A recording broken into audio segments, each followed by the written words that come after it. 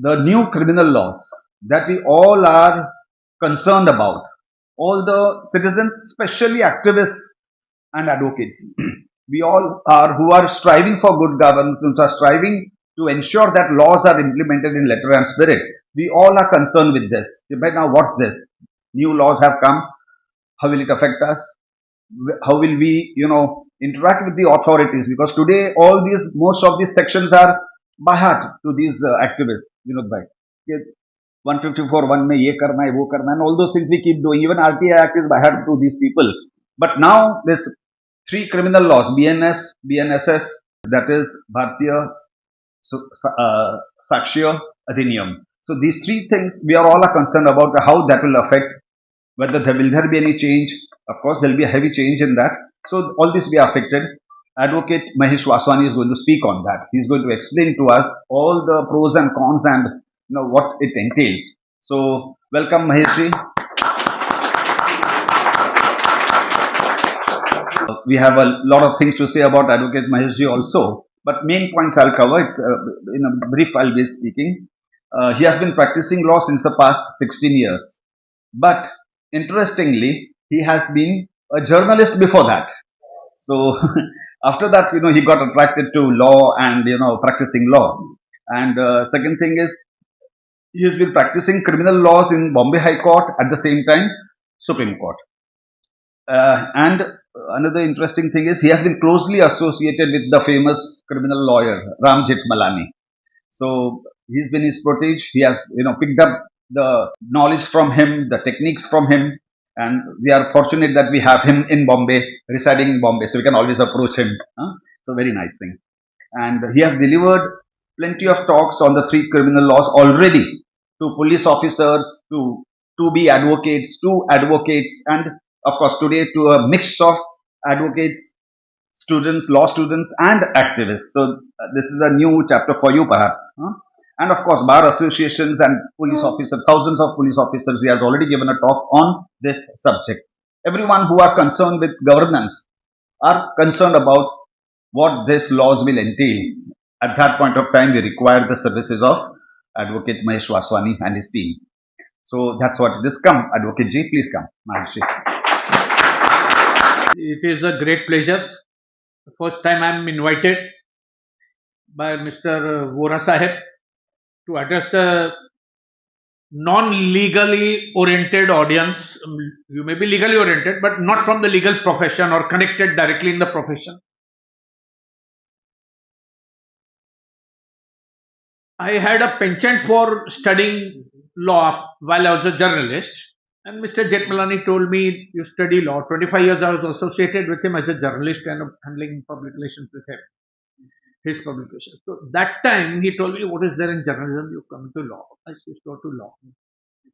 Now coming to these new laws, there's lot of confusion, lot of conflicting views, clips on YouTube and Google and newspapers and WhatsApp. Universities are flush with lot of their views, which I feel are all unwarranted, unfair. They are perhaps incorrect and baseless. Maybe they felt it that way.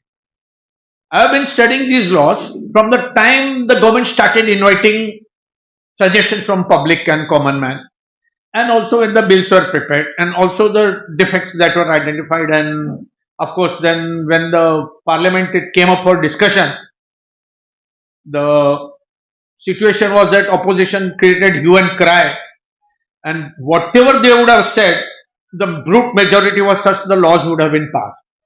So whether discussion would have happened, as they claimed that because we didn't discuss, we were suspended and we were thrown out, we could not oppose it, it would have been immaterial, because the discussion would have resulted in some modifications or incorporating some suggestions, but laws would have been passed. There was no two things about it.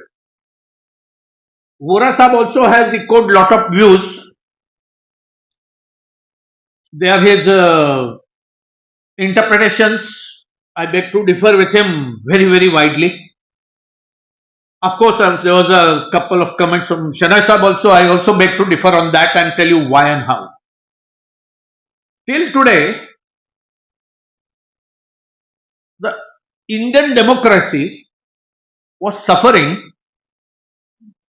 and there was a lot of mafia raj, a lot of gunda raj, a lot of brutal police raj, where abuse of law was wide and justice in criminal laws were absolutely far-fetched.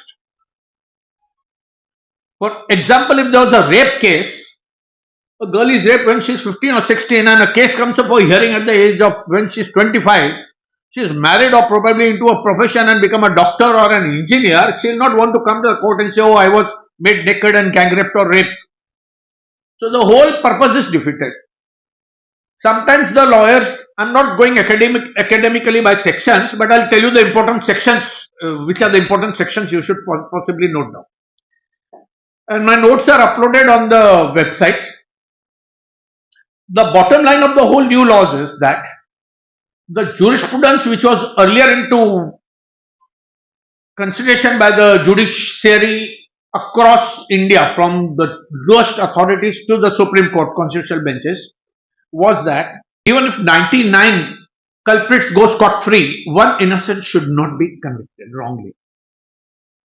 And that was being followed in the interpretations of the CRPC and the IPC as well, and lot of things used to be observed in the judgments, saying that the chain of circumstances or the chain of evidence against a person is incomplete, the prosecution failed in its duty, so acquittal. Of course, that was the defense also arguments. But in the entire chain of lot of these acquittals, what was forgotten or never addressed by the Supreme Court or any court or even this public activism which was happening, is what about the person who died, who killed him ultimately? What about the justice to the survivors of the persons who died? What about the people who have been cheated by builders? Will they ever get their money back? This was the question I was told by Mr. Vora. He touched that subject also. So now the system has become such. For example, they have come out with new laws. Amit Shah says about colonialism going out. The first law is Bharatiya Nyaya Sanhita.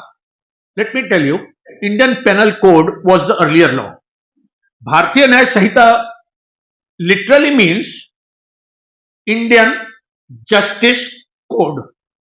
So it means it is aimed at getting justice to the victim. Justice is not for the culprits. Justice is to the victim who goes to the system, to the police or the authority to get justice. The culprit does not go, sir, I am innocent, don't take any case against me. ऐसा नहीं होता है. So it is an aptly named thing, and the impact of it is going to be such that convictions will rise up to 70-80%, which was hardly 10-12% now.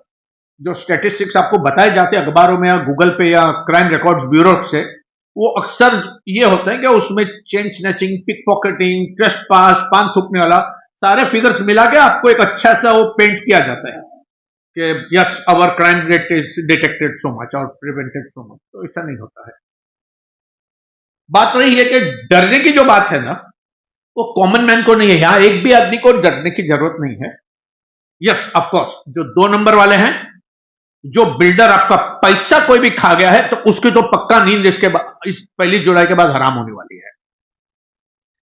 This Bharatiya Nyaya Sanhita is such a powerful thing that for the best defense lawyers, it will become difficult to use those earlier defense strategies and get their clients acquitted. So now new strategies, new skills will have to be developed, but it will be very difficult, I feel. Till now, until last 1 year, you must have seen there was a heavy usage, or rather newspapers screamed headlines, so and so got ED notice. Rahul Gandhi got ED notice, Soren got notice, Kejriwal got notice, 10-20 people from Eknath Shinde's group got notice. Ultimately, we saw governments being formed and new permutations and combinations in politics. So, ED was a very big force, very big power, like that law PMLA was very big power. There had to be a predicate offense, then ED comes into picture. But if there is a common man like you, किसी का पैसा कोई builder खा गया है, उसकी cheating का case हो भी गया 50 लोगों के स्टेटमेंट हो गए हैं, तो उसमें प्रेडिकेट ऑफेंस को देखते हुए ईडी उसका केस रजिस्टर करेगी और वो बिल्डर अंदर जाएगा और उसके बाद पीएमएलए में प्रॉपर्टीज अटैच होगी। फिर अगर किसी को उसकी लाइफ टाइम में प्रॉपर्टी का बिक्री होके पैसा मिलता है, तो बहुत कम केसेस में मैंने देखा है जो सुप्रीम कोर्ट तक जाते हो तुरंत उसकी नीलामी वगैरह हो और फिर उसके बाद मिले तो जाके होता है। ये सारी चीजें भी खत्म हो गई। ईडी से दुगना पावर ये भारतीय न्याय संहिता में दिया गया है। There was one act call UAPA, उसमें 30 डेज कस्टडी अवेलेबल है, उससे 3 गुना पावर इसी न्याय संहिता में है। यूएपीए के सेक्शन ऑलमोस्ट है। There was one Maharashtra based act called MCOC act, similar MCOC के जैसा जो ऑर्गेनाइज क्राइम एक्ट था महाराष्ट्र का, Karnataka and all other states have their local organise crime act, वो सारे एक्ट रिडंडेंट हो गए हैं because identical provisions of this organized crime act have been incorporated here, and I'm sure none of us over here are fearing these acts at all. ना ही किसी के पास ऐसा कोई प्रेडिकेट ऑफेंस का 200-500 करोड़ है कि ईडी की तलवार का डर होगा हमें, तो ऐसी चिंता की बात नहीं है। मिसयूज की बात बता रहा हूं, इतना आसान नहीं होगा मिसयूज करना, उल्टा पुलिस की नींद हराम होने वाली है। तो ये कोई नहीं बता पा रहा है, शायद आपको कहीं पे भी नहीं मिलेगा जो अभी आज मैं बताने जा रहा हूं। ये रह गई भारतीय न्याय संहिता। इसमें एक आध दो कलम है जो शायद मिसयूज हो सकते हैं। जैसे एक पहले क्या होता था कि लड़के लड़की का कोई भी अफेयर हो जाता था कॉलेज में, तो अफेयर टूट गया तो लड़की का मन दुख होता था। लड़के लोग अक्सर झांसा देते थे, मैं प्यार करूंगा, लाइफ लॉन्ग करूंगा, जान दूंगा, शादी करूंगा, और फिर अपना संबंध बना के छोड़ देते थे और लड़की नाराज हो जाती थी, दिल टूट जाता था, समाज में इज्जत चली जाती थी कि इसकी गर्लफ्रेंड रह चुकी है, घर वालों को बता चुकी थी और शादी नहीं होती है। अक्सर रेप केस हो जाया करते थे रजिस्टर, और रेप केस में क्या हो जाता था, कोर्टों की यह भूमिका रही थी कि अगर कोई लड़की शादी के झांसे में आके जाती है, संबंध बनाती है, तो उसने देखा कि दोबारा संबंध बनाने के बाद शादी कर नहीं रहा है और बार बार उसी के साथ 2-4 साल तक संबंध रखती है, 6 महीने साल तक, so then it is not rape. It was both were knowing that they may not be able to marry, and usually the guys used to get anticipated bail and even questions happened on those because of those situations. अभी इसमें एक नया section आ गया है। पहले अक्सर क्या होता था, लड़की का एफआईआर में कॉमन फैक्टर क्या होता था, मालत यानी गूंगीची औषध पाजली या कोई बेहोशी की दवा दी मुझे, मैं बेहोश हो गई, मेरे साथ जबरदस्ती संबंध किया, सुबह उठी मुझे पता चला मेरा ऐसा कुछ हो गया था, और फिर उसने मेरे वीडियो बनाए, मेरे को ब्लैकमेल करता रहा, इसलिए मैंने तुरंत कंप्लेंट नहीं की। Why the delay in complaint? ऐसी फॉर्मूला पुलिस स्टेशन फिक्स बना देते थे और डाल देते थे। अभी वो चेंज हो गया है और वो कोर्ट में जाके वो छूट ही जाते थे। एंड में लड़की को न्याय नहीं मिलता था और रेप केस बनता तो था लीगली, लेकिन वो छूट भी जाता था। Interpretation of jurisprudence of that actions with law in consonance with each other छूट जाते थे। अभी एक नया सेक्शन आ गया 69 ऑफ बीएनएस। वो सेक्शन 69 में क्या है कि any girl you promise that you will marry and you build up a relationship, then it is rape. Under that section it is a separate section for those kind of sexual offence. punishment is 10 years. It is important to note 10 years because there is a slang. Whenever there is a punishment 10 years or above, the police can take you the accused in custody for 90 days. So less than 10 years, 60 days. Any offense. बहुत अच्छा परिवर्तन है, आपको बताऊंगा, आप खुद हैरान हो जाएंगे कि इतना पावर नागरिकों को आ गया है। पुलिस के थ्रू ही होगा यूज, पुलिस भी इसका मिसयूज कर पाएगी, लेकिन not against the complainants. It may be not easy to use it against complainants at all. बात आती है कि ये 69 का जो कलम है ये अक्सर मिसयूज होने का चांस रहेगा। उसमें एक और ग्राउंड एक्सप्लेनेशन में कि any girl who says that so and so person, he is an inspector, I am a lady constable, he had relations with me and said that I will promote you or I'll get you a better posting or I'll get you some flat from quota or something, and he had relations, so that is also right.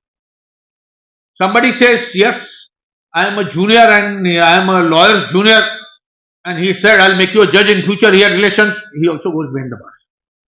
So it is a scope where wild misuse will possibly be there. I fear so, because I'm seeing what all happens in this criminal complaint. Then there is another section which is 111, which is directly a replica of MCOC. BNS का 111 है, और वो बहुत अच्छा section है. जो MCOC के grounds थे उसमें सैंक्शन कमिटी काफी कुछ ये प्रोसीजर था. इसमें directly police can apply that section. So all these gundas and all, they will be dealt with by local police. So no need to transfer the cases to crime branch if there is a heinous crime and all. Similarly, there is another section, they have new section they have come out with, is 112, which is about petty organized crime. Like change snatcher होते हैं, आपको झांसा देंगे, आपका sir 50 का note गिर गया है, आप उठाने जाओगे, वहां से आपका लैपटॉप चला गया गाड़ी में से, या कोई ब्लैक मार्केटिंग कर रहा है सिनेमा की, 4 छोकरे खड़े कर दिए हैं, लेके कोई बॉस पीछे खड़ा है, ज्यादा टिकटें बेच रहा है, तो ब्लैक मार्केटिंग, पेपर लीक कोई करवा रहा है, तो ये सारे पेटी ऑर्गेनाइज क्राइम में आ गया है.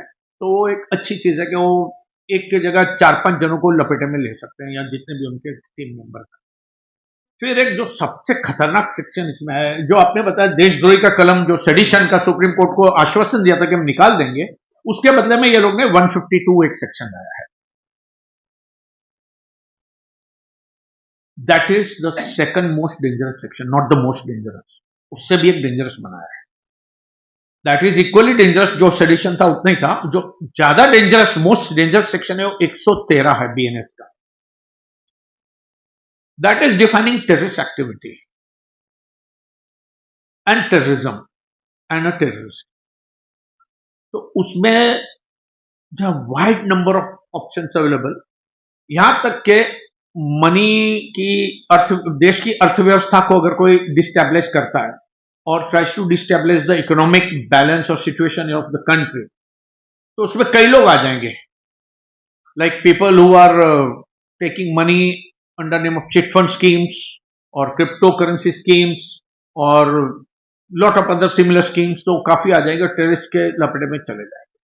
So anywhere the police decides that anything that is destabilizing financial stability of the country, so that is sufficient.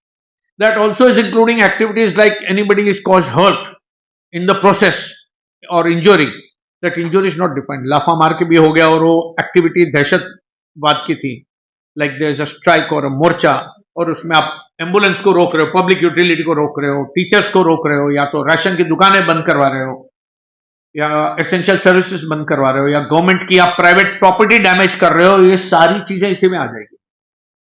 तो it will not be easy to take out demonstrations where you get violent, that's for sure.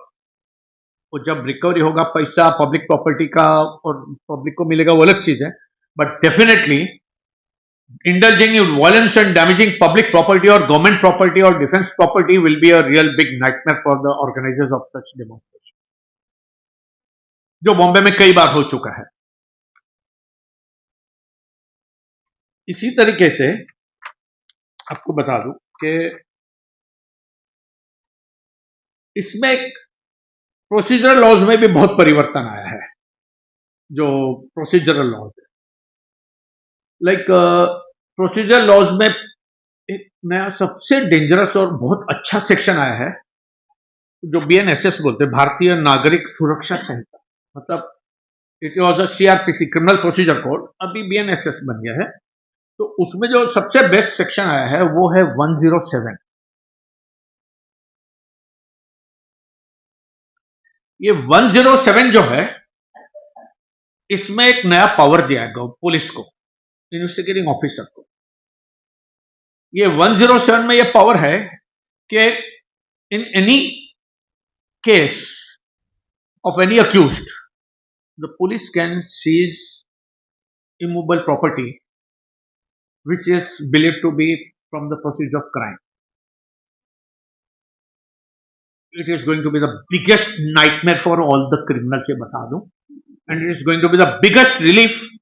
जिसका भी 1 रुपया कहीं पे cheating हुआ पड़ा है, वो कैसा वो समझा. इसमें यह है, it is not elaborated. If a person is arrested for say rape case or a stabbing case, and he is a frontman of a builder. Builder is also an accused later, और उसमें slums को खाली कराने गया था builder, और project में builder ने 100-200 लोगों से सेल कंपोनेंट का पैसा भी ले लिया है, और वो प्रोजेक्ट पैसा अंदर करके किसी वजह से अटक गया तो थर्ड पार्टी को बेच के निकल भी गया बिल्डर, मान लो। ऐसा कई जगह होता है। और आप लोग पुलिस स्टेशन जाते हो तो एक जन की स्टेटमेंट हो जाती है एफआईआर, बाकी लोग की चलते रहती है, फर्दर स्टेटमेंट जोड़ जोड़ के हो जाता है। अभी इसमें क्या हो सकता है कि police has power to look at procedure of crime में से प्रॉपर्टी है लेकिन, तो अगर उसमें वो बिल्डर आरोपी बन जाता है तो पुलिस को ये पावर है कि देखने का उसकी जितनी प्रॉपर्टी है, जहां पर भी उसमें कोई भी प्रॉपर्टी अगर प्रोसीजर ऑफ क्राइम है तो police can attach that property. पहले क्या होता था, ये जो केसेस होते थे ना, उसमें पुलिस अक्सर एमपीआईडी लगा दिया करती थी। महाराष्ट्र जो इन्वेस्टर्स एंड डिपॉजिट का जो प्रोटेक्शन एक्ट था वो लगा दिया करती थी। उसमें कॉम्पिटेंट अथॉरिटी से अप्रूवल लेते थे अटैचमेंट का, फिर कोर्ट जाता था महाराष्ट्र गवर्नमेंट के बाद, फिर जाके बरसों तक ऑर्डर होता था। मेरे को नहीं लगता किसी की लाइफ टाइम में वो कभी भी प्रॉपर्टी ऑक्शन होकर पैसा मिला, आज तक मिला भी तो बहुत रेयर लोगों को। तो अभी वो सब खत्म हो गया है। लेट अस सी कि आपका किसी का भी पैसा बिल्डर के पास अटका है, ऑलरेडी मान लो एफआईआर है भी, 50 जन की स्टेटमेंट भी हो गई है, आपको सिर्फ एक ही काम करना है, एक 51 बंदा ढूंढना है जो नया बंदा है जिसके उसी के पास पैसे अटके हैं। वो केस को छोड़ दीजिए, उसको बोलिए मेरी नई एफआईआर कर दीजिए, और नई एफआईआर में आप उसके पूरे असेट्स को छानबीन करो। Police will be too glad to take a fresh FIR because this powers are there. अब ये प्रॉपर्टी अटैच कैसा होती है ये बताता हूं, रिलीफ ओरिएंटेड कैसा है ये कानून। Police has power, no need to go to special court for all these acts. BNS में पहले क्या था, पीएमएलए का स्पेशल कोर्ट, सेशन कोर्ट जाइए, वहां सेशन कोर्ट जाइए, MCOC special court, UAPA special, ये सब खत्म हो गया। Power is with the local police, and जो टेररिज्म वाला कलम है उसका अप्रूवल के लिए you have to take approval of the commissioner of police और सुप्रीडेंट ऑफ पुलिस, एंड अक्सर वो लोग यही कलम लगाएंगे, they don't want a lengthy tedious procedure, इसमें साल लग जाएंगे और प्रोसीजर ज्यादा है, ये शॉर्टकट वाले कलम है। तो अक्सर कमिश्नर और ये जो एसपी रहेगा वो यही कलम लगाने वाले, टेररिज्म वाले। तो ये जो प्रोसीजर है प्रॉपर्टी अटैचमेंट का, वो समझाता हूं कैसा होती है प्रॉपर्टी अटैच। प्रॉपर्टी अटैच करने के लिए पुलिस ने पहले आइडेंटिफाई करना है प्रॉपर्टी को, और वो प्रॉपर्टी अटैच करने के लिए पुलिस ने मैजिस्ट्रेट के पास एक एप्लीकेशन डालनी है, this is the property, this is my reason, this is the chain of illicit money which has possibly come, and I want it to be attached. The magistrate has powers which is not there in UAPA, ED, CBI or MPID or any other act in India you can possibly think of. This power has now come is to first day he can attach the property by an ex parte order. ऐसा किसी भी कानून में नहीं है कि आप पहले दिन ex parte order में प्रॉपर्टी अटैच कर सकते हो। That is in section 107 subsection 5 of BNS. ये ex parte क्यों होती है?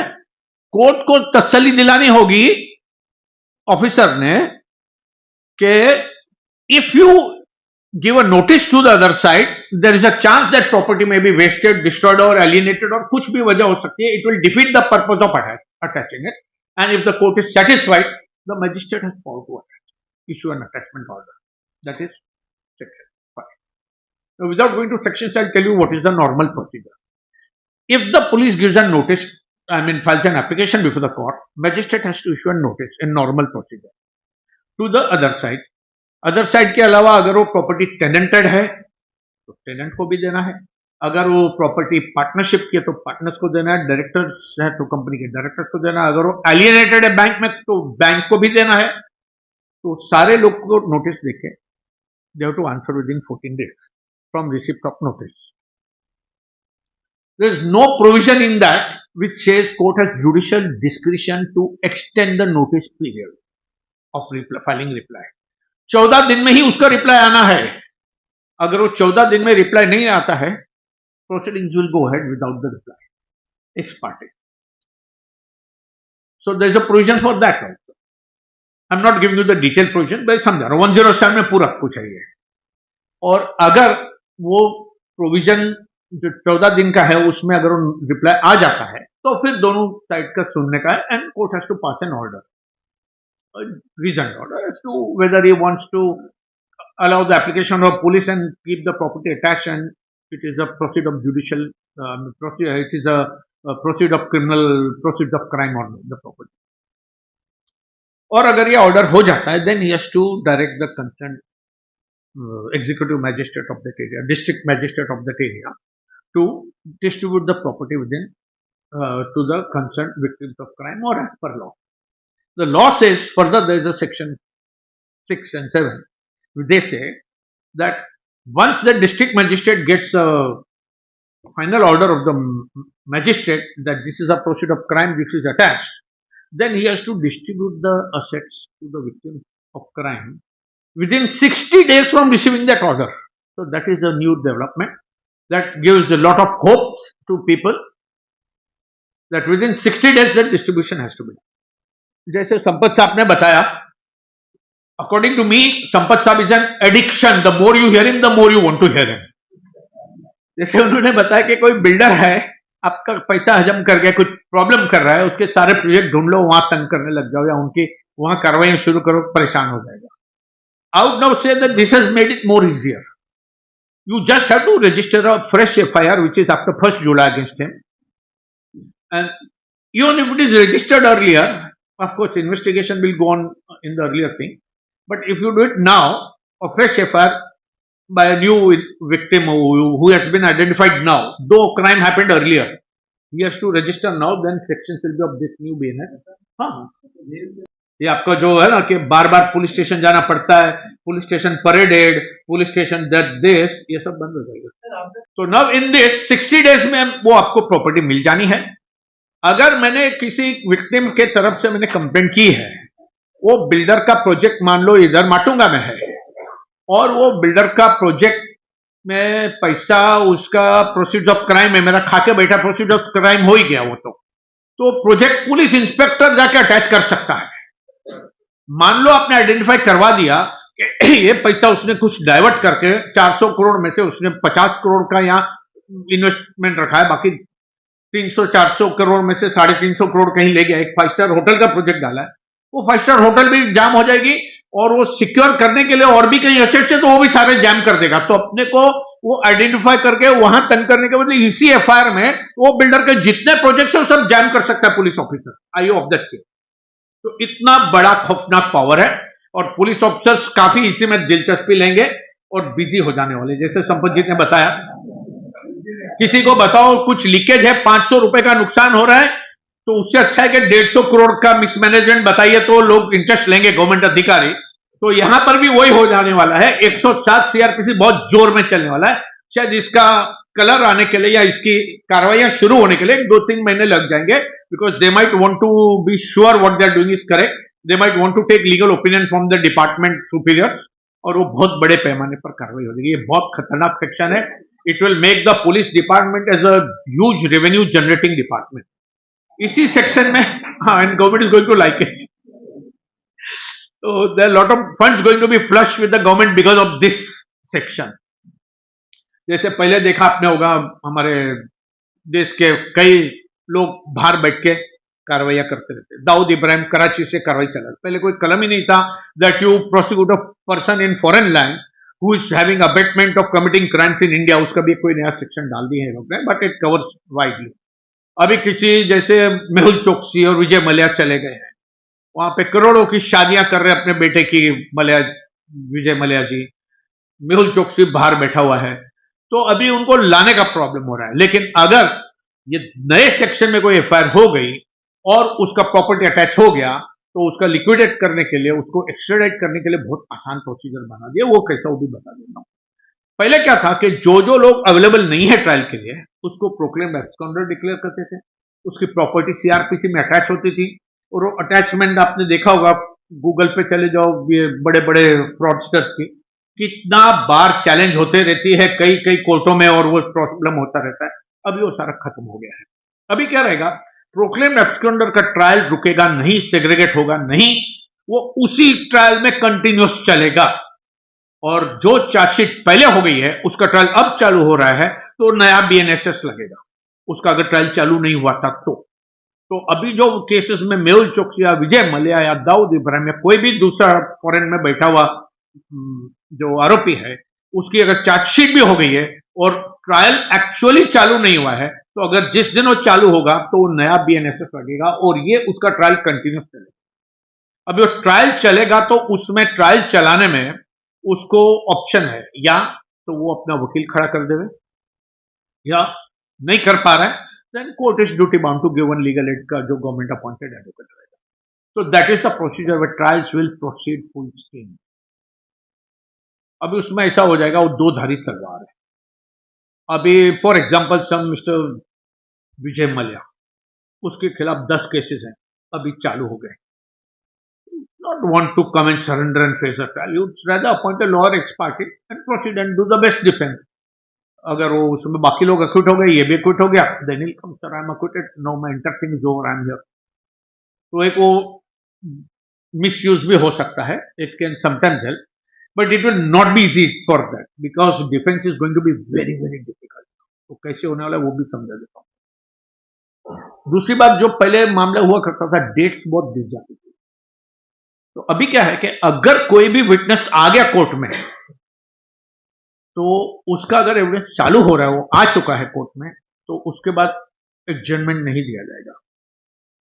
The only ground when adjournment can be granted to any advocate और a party is that he has to make an application informing the court that the circumstances are beyond my natural control, and in that there is a rider that advocate or junior cannot say that he has got 3 trials today, he is conducting trial in another court, so please, that is not a ground permitted, so it will not be considered a ground, that will be rejected. और अगर वो witness का evidence हो गया और वो advocate नहीं आ रहा है, ऐसा 2 बार अगर एडजन लिया उसने बियॉन्ड कंट्रोल वाले सर्कमस्टेंसेस बता के, तो वो एडजमेंट 2 बार के बाद उसको मिलेगा नहीं, और वो एविडेंस अगर हो चुका है तो क्लोज हो जाएगा. So this is something where prosecution and trials will go very fast track in all the cases. तो अभी जो पुराने केसेस भी हैं, उनके अगर ट्रायल चालू नहीं हुए कई वर्षों तक, अभी चालू हो जाएंगे तो ऑटोमेटिक वो भी बहुत फास्ट चलने वाले हैं. तो this is something where justice system will accelerate the delivery of justice. अभी इसमें नए सिस्टम में क्या किया है कि पुलिस अक्सर हीनियस क्राइम्स में पंचनामा वगैरह करती थी. डिफेंस वकील लोग अक्सर, I will not blame any advocate, I am myself advocate, Sampat भाई एडवोकेट, यहाँ भी कुछ होंगे, तो उसमें अक्सर ऐसा होता था, हालात देखे जाते थे कि अगर एक वकील 2-3 कोर्टों में मामला चल रहा है और देखा वहां पर विटनेस आ गया है, सर मैं council senior is in another court, तो काइंडली कीप बैक कर सकता है. 1-2 घंटा कीप बैक किया, लंच टाइम में उसके 4 विटनेस और आ गए कोर्ट के, उसने और एग्जामिन कर लिया, और कभी वो विटनेस थक गया और चला गया, हो गई तारीख, तो वो सारे मामले अभी खत्म हो जाएंगे.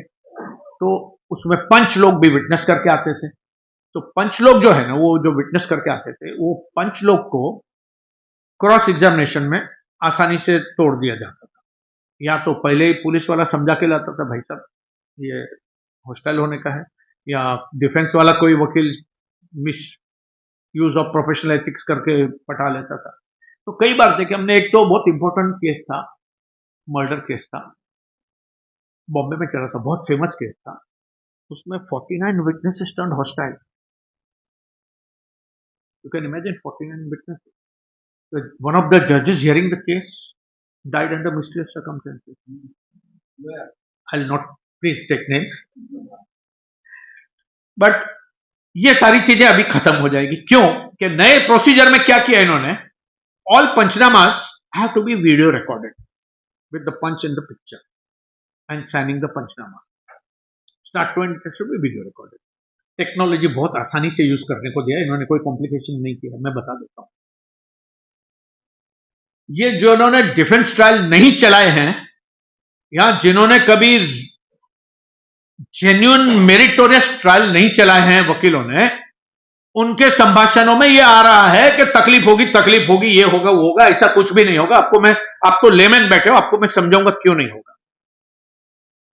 ये क्यों नहीं होगा कि जो पंचनामे का वीडियो होगा ना, वो वीडियो कोर्ट में चलेगा and there is no provision where panchas have to come, so you can not cross examine the panchas और एनीथिंग। एक बार वीडियो में आ गया, वो वीडियो क्लिप चलेगी और कोर्ट को पावर है, if he thinks it is essential to call a pancha, then only pancha will कम।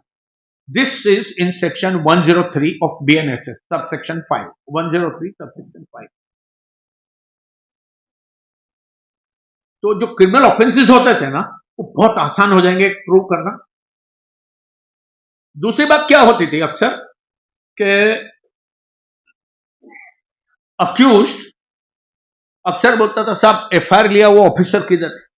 अभी किसी ने FIR लिया 5-6 साल पहले DN नगर पुलिस स्टेशन में, वो ट्रांसफर हो गया पूना। उसका जो फॉरेंसिक एक्सपर्ट था जिसने गन का एग्जामिनेशन किया था, वो फॉरेंसिक एक्सपर्ट 6 साल बाद रिटायर हो गया है। कोई होगा कांस्टेबल या हेड कांस्टेबल जो कलीना फॉरेंसिक लैब में कुछ शर्ट का सैंपल या ब्लड सैंपल ले गया था, वेपन ले गया था ब्लड स्टेन के लिए, वो एक्सपायर हो गया है, ट्रेसेबल नहीं है। तो केस अक्सर जो चेन ऑफ एविडेंस से टूट जाता था और डिफेंस काउंसिल ये सारी अपनी स्ट्रेटेजियां लगा के बहुत अच्छी तरह से इस्तेमाल कर लेते थे जो मेरिट पे लगते थे, और वरना तो फिर था ही था हॉस्टिलिटी वाला मामला। अभी ऐसा है कि ये सारा चीज भी खत्म हो गया है। इन्होंने एक और सेक्शन लेके आया है, उसमें क्या है कि अगर किसी ऑफिसर ने FIR लिया है, वो ट्रेसेबल नहीं है या कोई वजह से दे नहीं सकता गवाही, तो he need not come to the police station. The person who is today in charge of the police station, he has to say, yes, this is the FIR of my police station on record. These are facts, they were correct. Similar for forensic experts and handwriting experts or any other expert or doctors or people who have conducted postmortem. If either of them is not traceable, they are going to be doing this deposition over here. अगर किसी officer ने इसमें FIR लिया है, उसने FIR लेकर latest से murder case है, उसका वेपन रिकवर किया, एक firearm, blood stain clothes recover किए हैं और ब्लड स्टेन क्लोथ्स भेज दिए कालीना ब्लड सैंपल इवोल्यूशन करने के लिए। वो भेजा कैसा, वो सीनियर PI की साइन हुई और उसने वो भेजा कांस्टेबल के जरिए आउटवर्ड लेटर के थ्रू, वहां इनवर्ड लेटर हुआ, वहां पे रिसीव हो गया, वहां पे फोरेंसिक एग्जामिनेशन हुआ, ब्लड ग्रुप कौन सा था, वेपन पे क्या था, क्या एग्जामिन किया, कौन सा प्रोसीजर किया, वो रिपोर्ट बन के आ गई। उनके किसी क्लर्क या प्यून ने लाके डिलीवर किया, वो आउटवर्ड लेटर किसने किया, वो नाम सब आ गया।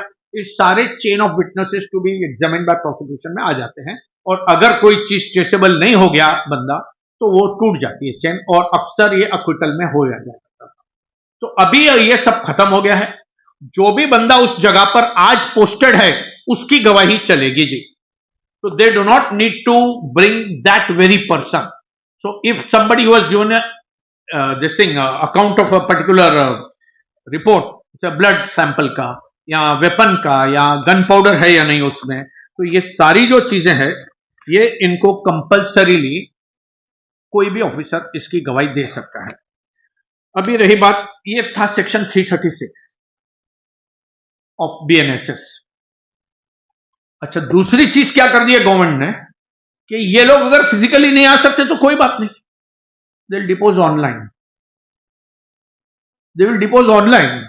अब यहां पर एक क्या आ जाता है कि अगर वो बंदे को टीवी के पीछे कोई बैठ के पढ़ा रहा है, ये बोलो वो बोलो, तो there is no chance of a defence getting properly doing his duty for his client.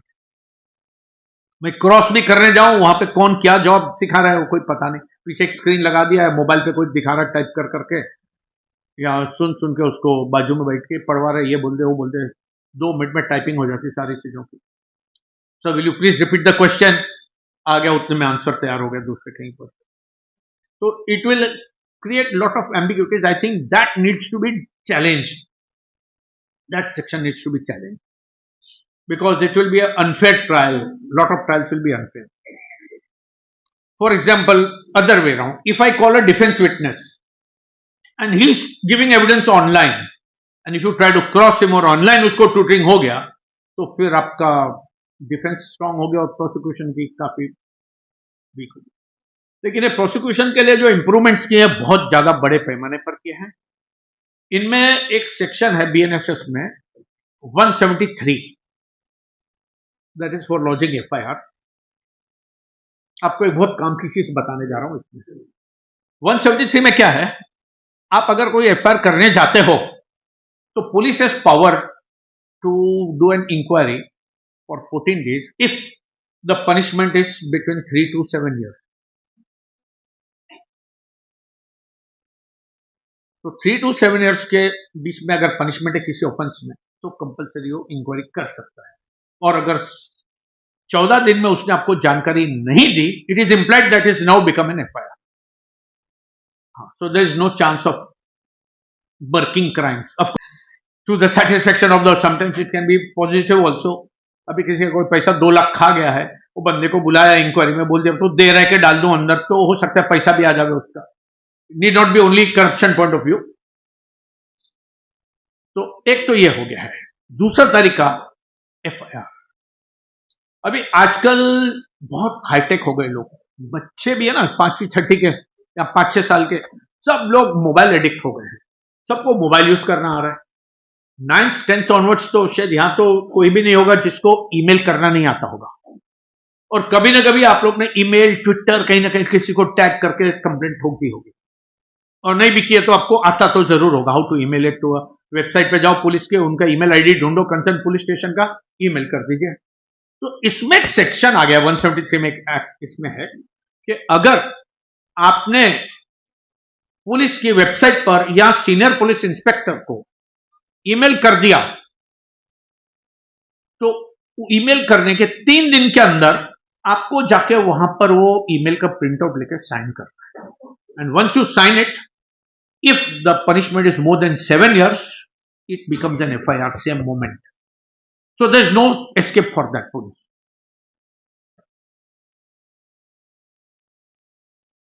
उसमें एक और चीज आ गई है नवी, जो बहुत काम की है. जो अफसर पुलिस स्टेशन जाओ, मेरा सुनते नहीं है, साहब बोल रहे हैं, हम लोग जाते हैं. आपने भी शायद ऐसी प्रतिक्रिया की थी.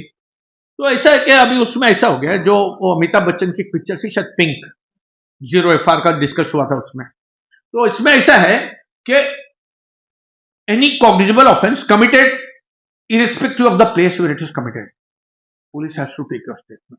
तो ये इनकॉर्पोरेट आ गया सेक्शन 173 में कि they have to register FIR wherever the crime is committed.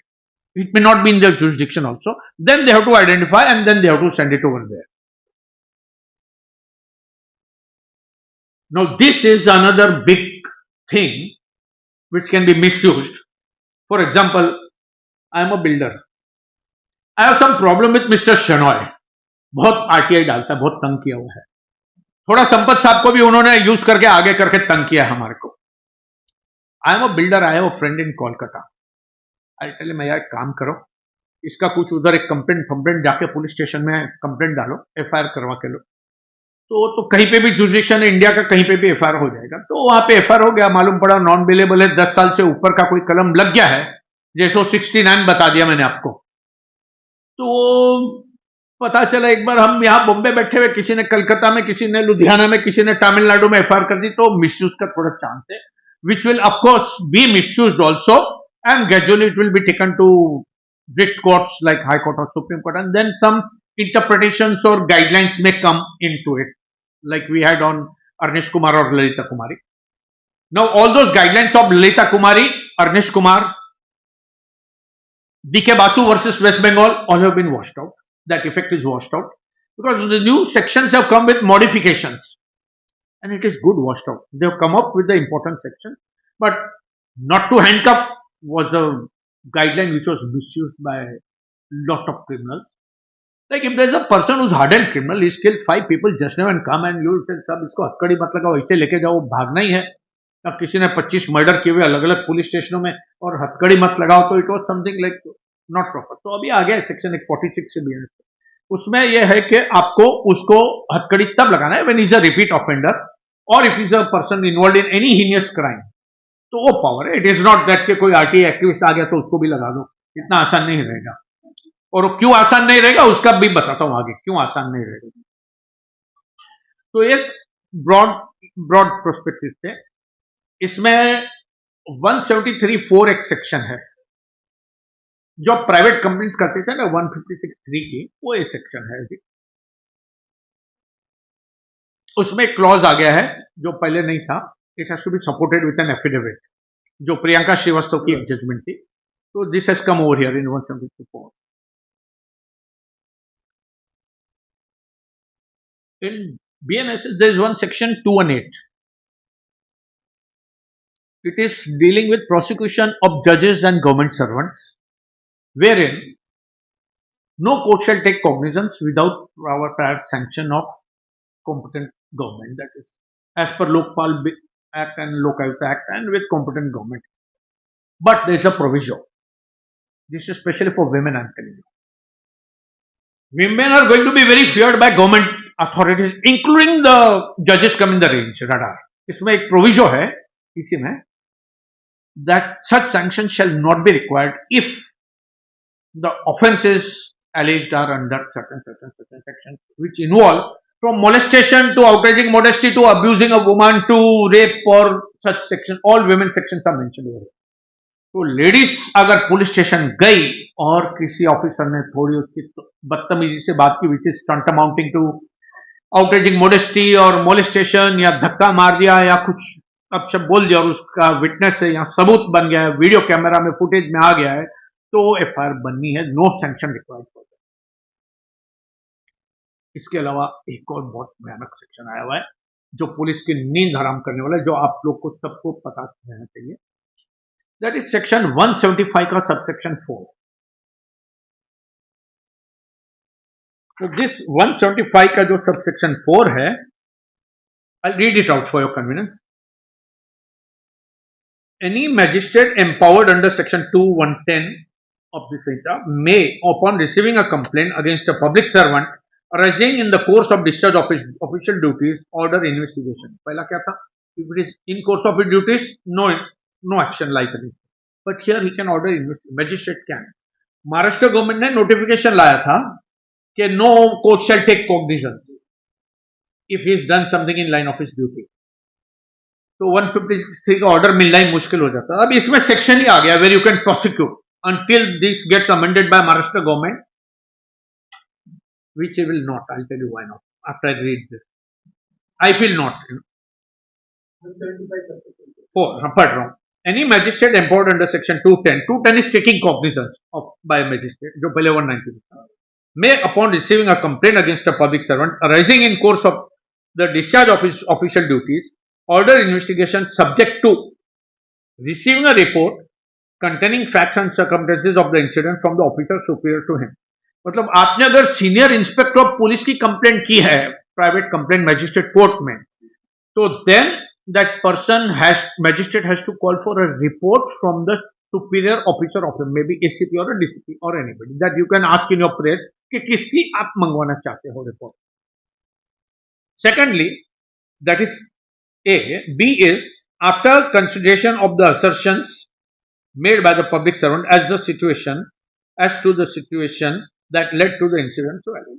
So even that officer against whom you are making, after the report he has to call his report also. तूने क्या वजह थी जो इस हालत तक पहुंच गया मामला, तो उसका भी रिपोर्ट मंगाना निर्वाह ठीक है और उसको मंगानी है, और वो रिपोर्ट आने के बाद court can pass an appropriate order. Limitation क्या रहता है? I will give you a very simple clarity on limitation. आपको सेक्शन 468 था पुराना, वो ज्यादा उस पर दिमाग नहीं लगाना पड़ेगा. Limitation is essentially pertaining to an offence for which a punishment is 2 years, you can file a complaint within 2 years. आपने बीच में देखा होगा बहुत मीटू के केसेस आ गए थे. मैं 15 साल पहले एक्ट्रेस बनने आई थी, मेरे को एक डायरेक्टर ने किया था, वो डायरेक्टर ने किया था, म्यूजिक डायरेक्टर ने किया था, प्रोड्यूसर ने किया था. वो सारे केस तो रजिस्टर हो गए थे, न्यूज की हेडलाइंस बनी, टीआरपी बड़े टीवी चैनल्स के, एक्ट्रेस पॉपुलर हो गए और डायरेक्टर भी फेमस हो गए. पता नहीं उनका फायदा हुआ इकोनॉमिकली के नहीं, लेकिन वो कोर्ट तक नहीं जा पाए. क्यों? कि limitation of the punishment of 5 years and the FIR जो है launch after 15 years, so no court can take cognizance of that chargesheet और व्हाटएवर. अभी ये जो आपने बोला था कि 152 तो बहुत सेडिशन का ऑलमोस्ट रेप्लिका है, लेकिन 113 जो है टेररिस्ट एक्ट वाला कलम है, वो बहुत खतरनाक है. आपको या गवर्नमेंट के खिलाफ प्रोटेस्ट करने वालों की कोई आपको डरने की जरूरत नहीं, उसमें क्लियरिटी है. If you are making grievances of your legitimate protest against the government, you are not to be covered or touched by that. हाँ, लेकिन अगर कोई बोलता है भारत तेरे टुकड़े होंगे, ये फलाने कौम के लोगों को जला डालो, उनको मैं काट डालूंगा, इतने हिंदू मार दूंगा, ये इतने मुस्लिम मार दूंगा, इतने क्रिश्चियनों को ये कर दूंगा, या उनका गिरिजाघर या ये या वो कुछ तो भी धर्म के खिलाफ कोई बोल दिया, and that tantamounts to questioning the integrity and unity of the country. Even unity is the word. And those people are going to be definitely dealt with by that section. And I think that is a welcome section. I don't feel that any of us here would want to feel insecure in such mob violences. We would rather want such people to rot behind the bar and face justice and come out only with the outcome of the case. तो ये चीज वहां पर लागू हो रही है, हमें कोई डरने की जरूरत नहीं। और अगर हमारे खिलाफ कोई गलत काम किया है पुलिस वाले ने, तो आपको मैंने बता दिया 175 का 4 section, court has power, due provision is come that 175 to prosecute the police officers and government servant. तो उसमें आपको कोई डरने की जरूरत नहीं है। अभी रही बात ये 60-90 डेज वाला, समझाता हूं, ये जरा भयानक मामला है of course for people who are going to be prosecuted. तो रॉन्ग प्रोसिक्यूशन तो बहुत डर डर के होगा, और लेडीज को तो बदतमीजी करना ही बंद हो जाएगा कोई भी गवर्नमेंट डिपार्टमेंट में, इंक्लूडिंग म्युनिसिपैलिटी और राशन ऑफिस और मंत्रालय और पुलिस और एनीवे। बदतमीजी करना वो धीरे धीरे उनको समझ में आएगा, ये सेक्शन जो है 218 वो हमारे को महंगा गिर सकता है। तो it is no sanction required for prosecuting them. 218 BNSS उसमें है। तो ये जो 60-90 डेज वाला मामला है, this is a headache and a nightmare for defence council and a boon to the police and investigation agency and the prosecution which is required. अभी मान लो एक इंडिया में केस हो गया था, कसब, अजमल कसब आया था, 4-5 जगह फायरिंग की, पकड़ा गया जगह पर, 14 दिन की मैक्सिमम पीसी, उसके बाद चला गया, उसमें कुछ दिन तो हॉस्पिटल में था, वो गोली लगी थी, उसके बाद चला गया जेल में। उसके बाद जो जांच होनी है वो सिर्फ जेल में होनी है। अभी जेल में जाके एजेंसी जांच करे, जेल के अधिकारी के निगरानी में, उनकी जवाबदारी में, तो वो निगरानी की, वो इंट्रोगेशन की क्वालिटी का फर्क पड़ जाता है, कम हो जाता है असर, और जो पुलिस की कस्टडी में रह के होता है तो उसका इंपैक्ट ज्यादा होता है। And every police force like Indian police force और Maharashtra police force, in that name itself there is a word called force, they are entitled to use force. आपकी अगर बीवी की कोई चेन छीन के चला जाता है मॉर्निंग वॉक पे, और वो चोर पकड़ा जाता है 15 दिन बाद फुटेज से या रिकॉर्ड से, तो जब तक उस पर फोर्स नहीं यूज किया जाएगा वो चेन लाके देगा नहीं। चोर साहब प्लीज बताइए आपने चेन कहां बेची, अपना शनल साहब की वाइफ की या संपत साहब की कोई क्लाइंट की चेन थी, तो कोई चोर लाके नहीं देगा, फोर्स यूज करना ही पड़ता है। अब जो किस तरीके का फोर्स है वो डिपार्टमेंट जाने, और उनके ह्यूमन राइट्स के जो प्रोविजन थे वो जाने। And we should not dwell into stretch these human rights to an extent where balance of democracy goes in favor of the criminals and crooks, and the innocent citizens keep on suffering for years. So I feel the law is going to be a real nightmare for the defense, and the crooks are going to face the problem. जो defence councils हैं उनको तकलीफ काफी होगी। For example, अभी कोई गाड़ी चोर पकड़ा है, उसने 50 गाड़ियां बेची है, औरंगाबाद, नासिक, कलकत्ता, दिल्ली, तमिलनाडु, ऐसे कई चोर पकड़े जाते हैं। आज उसको प्रोड्यूस कर दिया कोर्ट में, उसको 10 दिन का रिमांड, पहले 14 दिन का पीसी था अलाउड सीआरपीसी में, अक्सर 6-7, 5-6 दिन का पीसी मिल जाता था, बाद में 3 दिन, फिर 2 दिन, ऐसा 9-10-11 दिन मिलते थे, कभी 14 दिन भी मिल जाते थे अगर जरूरत पड़ती है तो। पुलिस ने तसल्ली दिला दी कोर्ट को। तो अभी तो 60 दिन है for crimes which are punishable up to 10 years, not up to 10 years, less than 10 years। 10 years and above, custody is 90 days. 90 days in PC. Police custody in section 187 it is of BNSS 187. अभी इसमें police custody पहले क्या था, supreme court का एक interpretation आया था on 167 CrPC, जो 14 दिन की पुलिस कस्टडी पर था, that was CBI versus Anupam Kulkarni, famous judgement थी। उसमें यह इंटरप्रिटेशन था कि custody police will be available from the date of arrest for 14 days।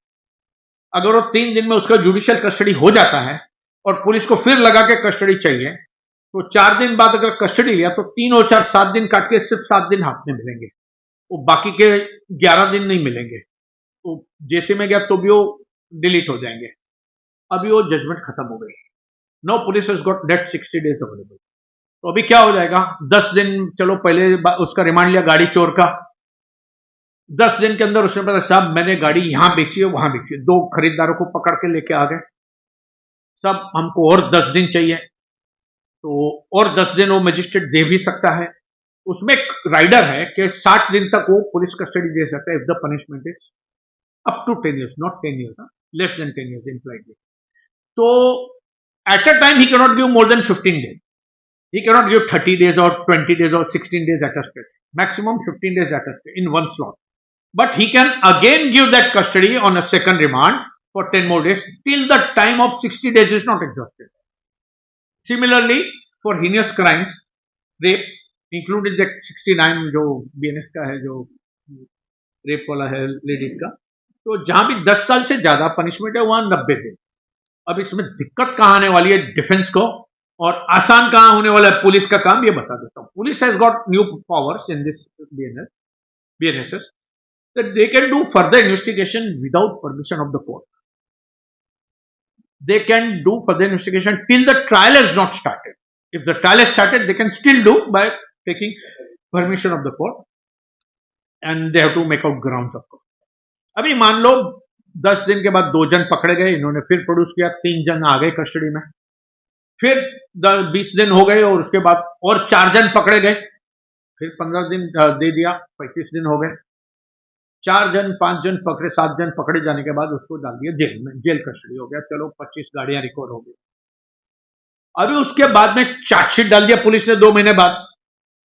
Chargesheet डालने के बाद डिफेंस वकील खड़े हो जाते, साहब I am filing an application, my clients are arrested, property is recovered, investigation is over, chargesheet is filed, no what remains, let me be given bail, I am willing to bind by conditions whatever. ये अक्सर formula रहता है defence counsel का bail के time पे। लेकिन police के पास पावर है फर्दर इन्वेस्टिगेशन। अभी अगर उस टाइम पर 25 दिन पहले हो गए, 2 महीने और हो गए, 65 डेज हो गए, चार्जशीट के 8-10 दिन बाद हमने 60-70 डेज के बाद हमने बेल एप्लीकेशन मूव कर दी।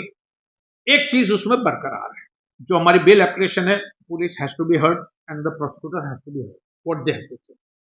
That time police has still got the power with them, sir I have found one more accused who is a gang member. He is arrested from Tamil Nadu today, and we are going to arrest him, or we are about to arrest him. I am taking his custody back. तो आपका जो bail application था, merits वगैरह, वो तो side हो गया, PC is again given, bail application either kept pending और डिस्पोज।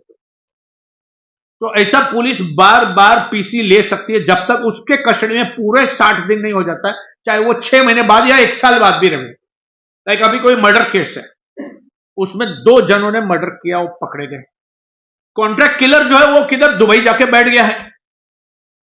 वो मर्डर केस में अक्सर बेल मिलते नहीं आसानी से, वेपन वाला रहेगा, फायरआर्म वाला रहेगा, बहुत कठिन हो जाता है बेल तुरंत मिलना जब तक ट्रायल नहीं हो जाए। अभी अगर उसका ट्रायल हो गया है चालू, और उसके बाद एक जन दुबई से लेके आ गए, पकड़ के लेके आ गए, तो फिर वो दुबई वाले को पकड़ के लाने के बाद कोर्ट को दोबारा अर्जी कर सकते हैं, sir I had taken custody only for 40 days, 50 more days are available. This person is now, though trial has started, kindly give me police custody. वो दोबारा, तो ये बहुत कठिन होने वाला है for criminals to get away, and it is good for our democracy. Democracy का पिलर जो बोलते थे ना, जस्टिस सिस्टम है, जस्टिस सिस्टम पे से लोगों का विश्वास कम होता जा रहा था बिकॉज ऑफ डिले। और आप देखोगे अक्सर किसका पैसा अटक गया है, तो एक बिल्डर दूसरे बिल्डर के खिलाफ दाऊद इब्राहिम क्या जा रहा है, कोई कराची जा रहा है, कोई बांग्लादेश जा रहा है, कोई नेपाल जा रहा है, कोई कहीं जा रहा है। ये अंडरवर्ल्ड फलता फूलता इसी वजह से है क्योंकि न्याय में समय लगता है, न्याय मिलने में समय लग जाता है। तो मेरे जीते जी अगर मेरा खाया हुआ पैसा मुझे नहीं मिल सकता है तो उस प्रक्रिया का मुझे क्या फायदा, मैं किसी को जाके प्रेशर डलवा दूं। तो ये सारी चीजें जो होती थी ना, these are offshoots of delay in getting justice, and the procedure was so colonial, तो ठीक है, so lopsided, so unfair to the victims that it was impossible to get convictions for a victim. आप में से कितने लोग बैठे हैं जिसकी कोई पुलिस कंप्लेंट होगी, या आप में कोई किसी को जानते हो जिसकी पुलिस एफआईआर हुई है और उसमें कन्विक्शन हो गया, उसको ऑर्डर मिला है जेल का या पैसा सीज करने का, वापस नहीं, एक भी नहीं होगा। अभी तक पुलिस के पास कोई भी पावर नहीं था to seize properties of a person if he has cheated you. Mister A cheats Mister B of 20 crores and he buys a farmhouse in Lonavala and one flat in Bombay, Police can only seize his liquid cash or bank balance. They cannot seize that property. Section 102 था CRPC का, which Supreme Court also decided no immovable properties cannot be attached. Though it was still pending for further adjudication. But अभी ये नया section आ गया, तो इसमें तो कोई भी क्राइम में अटका गया है, आदमी पकड़ा गया है, उसका कोई भी ऑफेंस है, need not be only economic offence, उसका प्रॉपर्टी छानबीन करके अटैच कर सकती है। ये पुलिस को बहुत बड़ा इंटरेस्टिंग खेल मिल गया है, मतलब अथॉरिटी मिल गई है। 107 बायहार्ट हो गया आपको भी। तो ये बहुत इंटरेस्टिंग चीज है और आप लोग भी यूज कर सकते हैं। बिल्कुल, provided you manage to get FIR registered after 1 July. कोई भी कंप्लेनेंट नया मिल गया, बस हो गया। और आपको 173 पढ़ना है, ईमेल से डाल देना है और लिखना है एज पर 173 which I am reproducing herewith, you are bound to take my FIR within 3 days. I'll come and sign. I'll come tomorrow and sign. This is my number. Let me know which officer to contact. Either you tell me when to come. And be sure you go the next day with the covering letter to senior PI. I have come today. This is my email attached. I want to sign and register my FIR. वो letter भी डाल देने का और बैठ जाने का senior PI के टेबल पे। तो I think it will B not much difficult, but provided the punishment is more than 7 years. अभी 420 आप देखोगे तो punishment is a little not with in that range. तो आपको एक सेक्शन याद रखना है, 3165 ऑफ BNS। जैसे संपत साहब ने society 5 sub section 5 of BNS, which is a corresponding of old section 409 IPC. Yes, yes. Like society members है, संपत साहब बोल रहे ट्रांसफर फीस इतना रहता है, लेते ज्यादा है, हर चीज का चार्ज लेते ज्यादा है और एक्सप्लेन नहीं करते हैं। तो he is essentially an agent on your behalf to do the duty of a society office bearer. तो 409 applies to it, which is punishable with life imprisonment. तो 3165 जो है नया सेक्शन है, इसकी आप डेफिनेशन ढूंढ के अप्लाई कर दीजिए, रिप्रोड्यूस कर दीजिए along with all the other sections which you feel are relevant.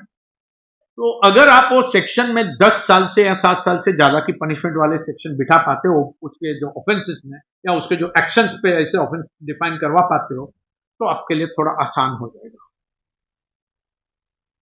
तो ये हो गया। एक और सेक्शन है, मैं आपको पढ़ के सुनाऊंगा, which is going to be real nightmare for all the defence counsel, good boon for the prosecution. 530 ऑफ BNSS, ये मैंने रिप्रोड्यूस किया मेरे बुकलेट में भी। 530 of BNSS 0. I'll read that for your convenience and explain to you. A very important section. This section reads, trial and proceedings to be held in electronic mode. Trial and proceedings to be held in electronic mode. चलिए, कुछ जरूरत नहीं, हर एक court में आजकल computer और laptop पड़े हुए हैं, तो आप निश्चित रहिए, इंफ्रास्ट्रक्चर है जगह पर। अभी जहां दिक्कत आएगी वो भी बता दूंगा, और जो फायदेमंद चीज है वो बता रहा हूं पहला।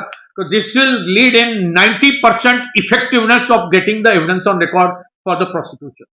हाउ आई टेल यू, इसका दुरुपयोग कहां होगा वो भी बता दूंगा, जो होने का चांस है।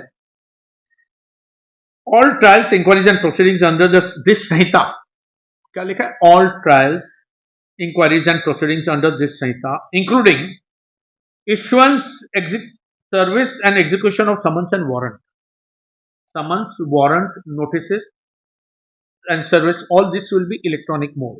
तो ये आगे पढ़ता हूं मैं, सेक्शन जो था 530, examination of complainant and witness, electronic mode. तो जितना चार्जशीट हो गया ना, examination of complainant and witness of electronic mode में आएगा। तो आप पीछे बैठ के कंप्लेनेंट को कौन क्या सिखा रहा है, वो तो डिफेंस को भगवान बचावे, और डिफेंस वकील अगर होशियार रहेगा और डेयरिंग करेगा तो ऑब्जेक्ट करेगा, लेकिन ऑब्जेक्ट करके भी क्या कर पाएगा? सेक्शन ही बना दिया पार्लियामेंट, तो court has nothing but to go ahead with it. क्या इलाज है वो भी बताता हूं बाद में। Recording of evidence and inquiries and trials, मतलब रिकॉर्डिंग ऑफ एविडेंस ऑल्सो। तो examination of complainant is either at a private complaint stage also, जो होता है वेरिफिकेशन एग्जामिनेशन होता है, you can do it by electronic mode. And also appellate proceedings or any other proceedings may be held in electronic mode by use of electronic communication or use of audio video electronic means. तो ये नया section है, इसमें may भी लिखा है, तो जो जजेस टेक्नोलॉजी सेवी है या टेक सेवी है या उनको इंफ्रास्ट्रक्चर कंफर्टेबली चल रहा है और वो चाहते हैं चलाना और प्रोसिक्यूशन भी राजी है, तो वो वहां चला सकते हैं, कोई डिफिकल्टी नहीं है। And same thing can be use by defence also. तो ये जो सेक्शन है ये जरा कठिन सेक्शन है, इसमें तकलीफ हो सकती है, लेकिन इसमें फायदा भी ये है कि अगर कोई यहाँ पर रेप केस कंप्लेंट, रेप हो गया जैसे बीच में फॉरेन नेशनल, उसका रेप हो गया था नॉर्थ इंडिया में एक स्टेट में, वो कंटाल के 2 दिन में चली गई, फॉरेन से उसने ईमेल किया, यहाँ पर उसका एफआईआर भी हुआ, ऑनलाइन स्टेटमेंट रिकॉर्ड किया गया और उसका एविडेंस भी ऑनलाइन हुआ, कन्विक्शन भी उसका मतलब वो तैयारी है ऑलमोस्ट। तो वो अच्छी चीज यह है कि there will be swift justice dispensation, it will take time to adopt to electronic mode. और जो पंचनामा का जो प्रोविजन है पुलिस का, बहुत बढ़िया प्रोविजन किया, उसमें पंचनामा इलेक्ट्रॉनिक मोड से रिकॉर्ड करना है, that is even bye mobile. अब इसमें क्या मेन चीज आ जाएगी ना हेवीली, जो डिफेंस काउंसिल या आप में से जो लिटिगेंट बनना चाहते हो बने हुए हैं, जो भी पहले एविडेंस एक्ट में था 65B जो इलेक्ट्रॉनिक एविडेंस का सर्टिफिकेट था, अब यह सेक्शन 63 ये भारतीय साक्ष्य अधिनियम, it is the new name of Indian evidence act, इसका सेक्शन 63 है, which is a complete defining section what all you have to do for dealing with electronic evidence. उसका सेक्शन 63 सबसेक्शन 4 का subsection C is the format of a certificate under for electronic evidence which you have to do. 63 subsection 4 subsection C. This is to be filled up by a party who is producing the evidence.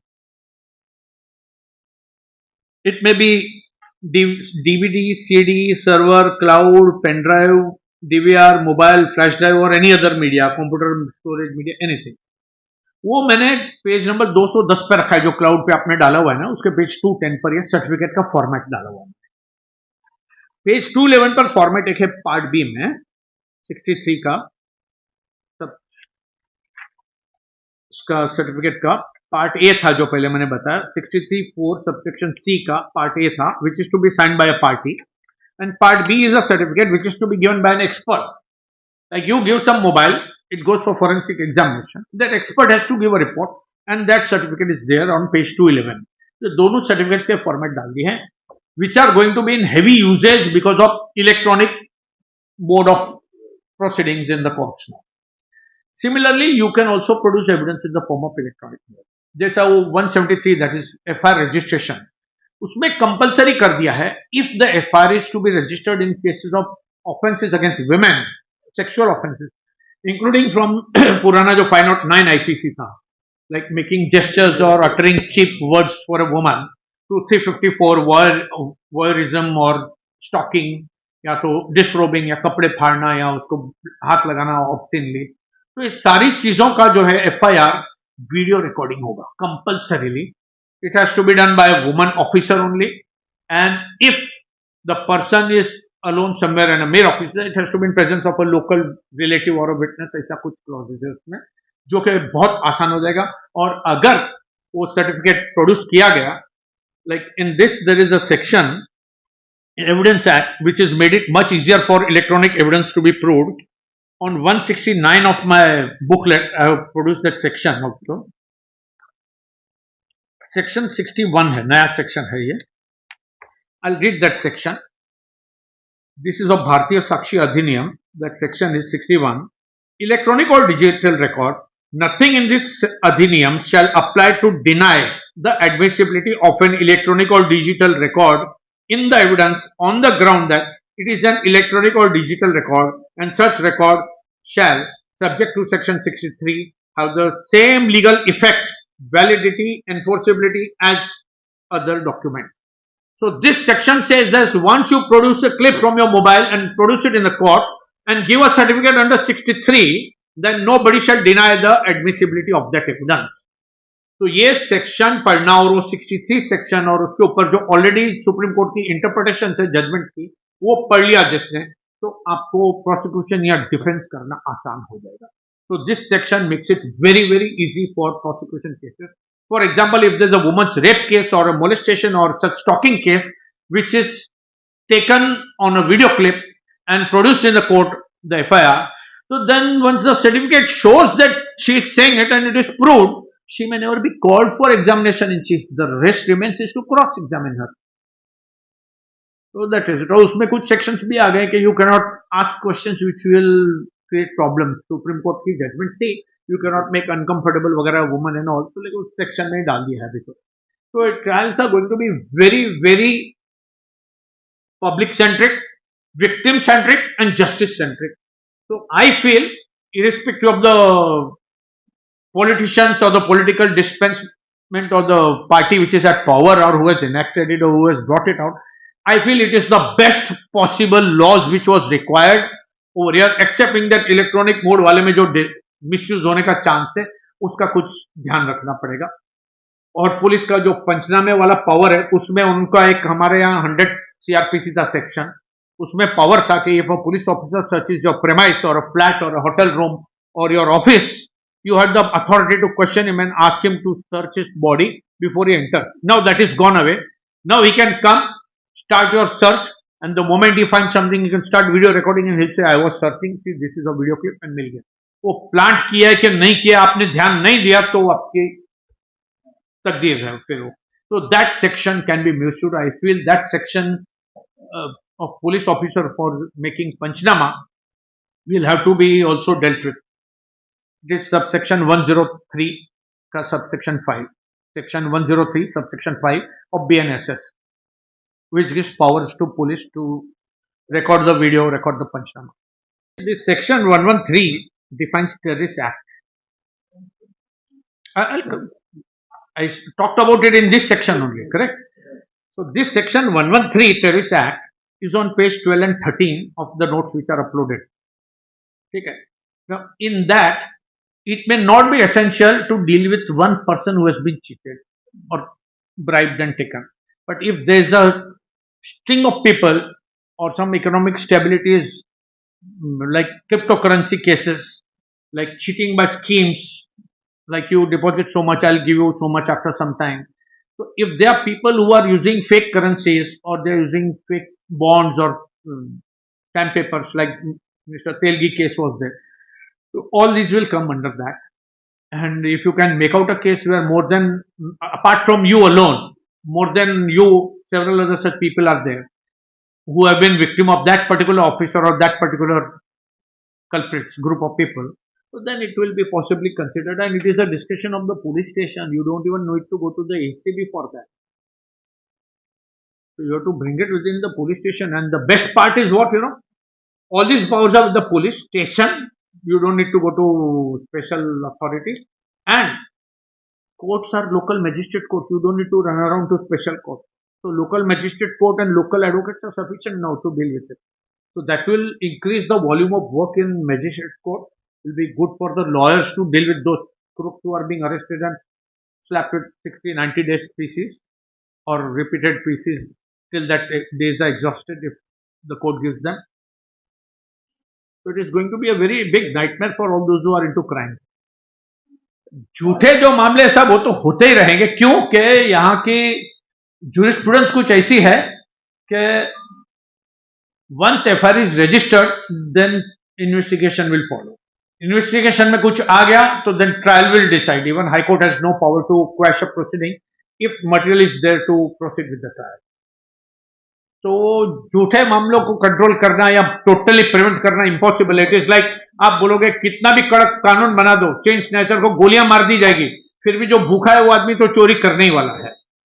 अभी जैसे साहब ने बताया था कि community service लाए हैं, मेरे को तो लगता है वो एक मजाक बना दिया. कम्युनिटी सर्विस जो है ना, दो चीजों के लिए लाए हैं. कोई भी 5,000 से कम की प्रॉपर्टी चीटिंग या चोरी करता है और वो अगर रिटर्न कर देता है प्रॉपर्टी तो उसको कम्युनिटी सर्विस रहेगी. अभी किसी ने 5,000 से कम या 3-4 हजार की प्रॉपर्टी चोरी की थी, कोई उसके पास पैसा ही नहीं होगा तभी की थी, और वो 5,000 की पूरी रिटर्न करने को तैयार होगा प्रॉपर्टी जो चोरी की है, तो जाके कम्युनिटी सर्विस होगा.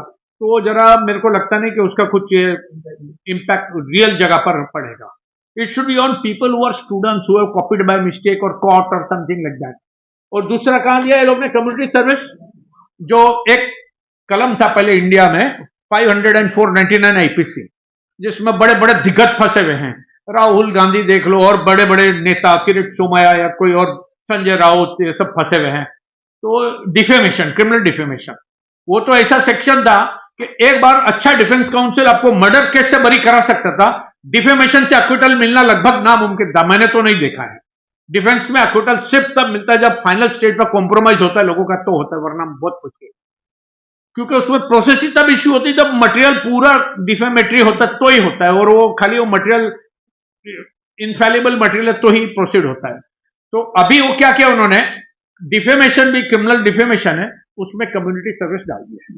मतलब कोई भी किसको कुछ बोलते रहो, वो क्रिमिनल केस करेगा जाके भी, तो बाद में अगर वो कन्विक्ट भी हो गया तो डिफेमेशन में कम्युनिटी सर्विस दे दी है। तो ये थोड़ा एक मेरे को लगता है गलत जगह दे दिया इन्होंने, जो this will increase misuse of freedom of speech. Mr. A can abuse Mr. B and talk anything about him and get away. But it will not be easy to talk anything. If that anything comes within the definition of 152 or 113 BNS, तो फिर तकलीफ हो जाएगी. So it is to be very, very guarded for all the so-called politicians, whether elected or non-elected. ये power जो है ना, ED, UAPA, एमसीओसी और टाडा, ये सारे चीजों का पावर इसी में आ गया है बीएनएस में। तो बहुत अच्छे अच्छे क्रिमिनल्स और जो अपने आप को समझते कि just because we are belonging to a particular political leadership, और वी आर इसका पीए हूं या उसका राइट हैंड हूं या वहां का सेक्रेटरी, वो पॉलिटिकल पार्टी का, मैं कुछ भी बोल दूंगा, या मैं फलाना हूं, अपने टीवी पर तो जो चलते हैं ना टॉक शोज, कुछ भी बोल दूंगा, तो इतना आसान नहीं होगा। It will be very difficult.